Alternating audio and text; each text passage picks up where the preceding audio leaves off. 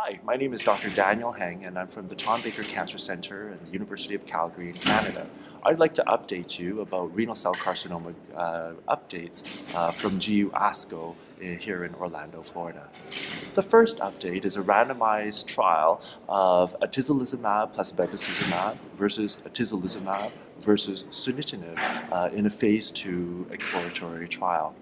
It found that the overall progression-free survival was similar among all arms, but when you restrict it to the PD-L1 positive patients, the patients getting atezolizumab plus bevacizumab had a median progression-free survival of about 15 months, whereas the patients receiving sunitinib had a median progression-free survival of about 8 months. So what this means is that PD-L1, although it's not a perfect biomarker, it certainly enriches for a better response to PD-L1 inhibitors. So although this does not change the standard of care, it does add fuel to the fire for investigating these combinations more, such as in phase 3 clinical trials, which are currently already underway.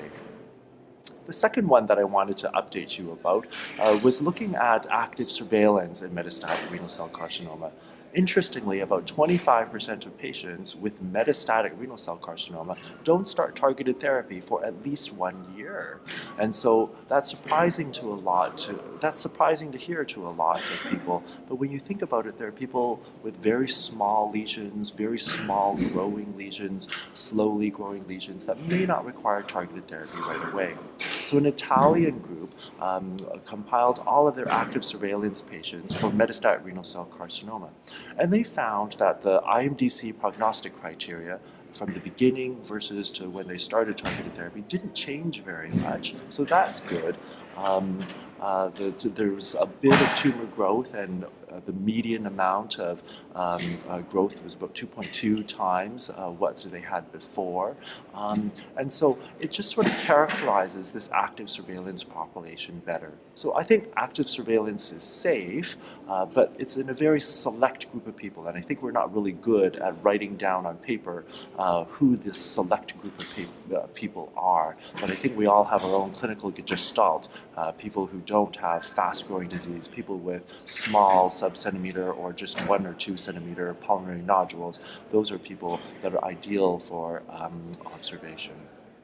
The third thing that I wanted to point out was looking at the use of fourth-line therapy in metastatic renal cell carcinoma. It's not common. Only about 8% of patients receive fourth-line therapy in metastatic renal cell carcinoma in a population sense. And so it's important to use your best drug first.